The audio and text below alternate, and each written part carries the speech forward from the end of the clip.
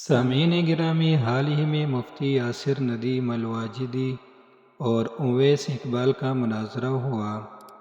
مفتی صاحب چونکہ ایک عالم دین ہے جو دینی جماعت سے تعلق رکھتے ہیں، اور اویس اقبال چونکہ ایک ملحد ہے جن کا نظریہ یہ ہے کہ ذات باری تعالیٰ کے وہ وجود کے قائل نہیں، اور اسلامی تعلیمات کے مطابق اللہ تعالیٰ واجب الوجود ہے اور اس کے سوا عالم کی کوئی چیز واجب الوجود نہیں۔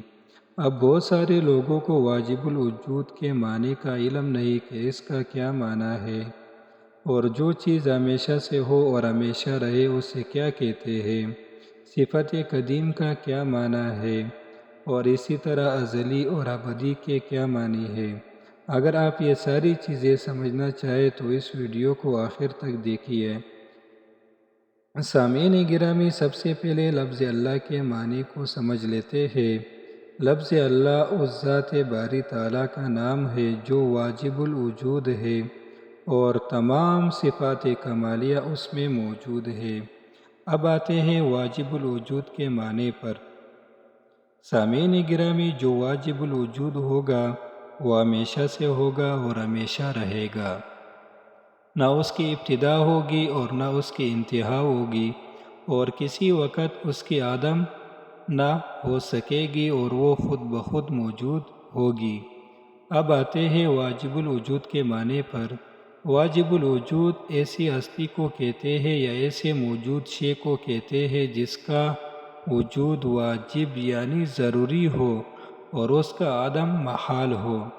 سامعین گرامی، کیونکہ جو چیز کسی دوسرے کے پیدا کرنے سے پیدا ہو اور وہ وجود میں آئے وہ واجب الوجود ہی نہیں ہو سکتی۔ بس اسلامی تعلیمات کے مطابق اللہ تعالیٰ واجب الوجود ہے اور اس کے سوا عالم کی کوئی چیز واجب الوجود نہیں۔ اور اس کے ساتھ ساتھ ازلی اور ابدی کے معنی کو سمجھنا بھی ضروری ہے۔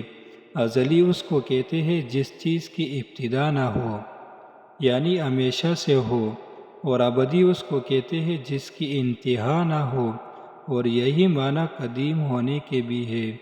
خدا تعالیٰ اور اس کی تمام صفات قدیم ہے، اس کے علاوہ کوئی چیز قدیم نہیں۔ یاد رکھو، خدا تعالیٰ واجب الوجود ہے اور واجب الوجود اپنے کسی کام میں کسی دوسرے شخص یا دوسری چیز کا محتاج نہیں ہوتا۔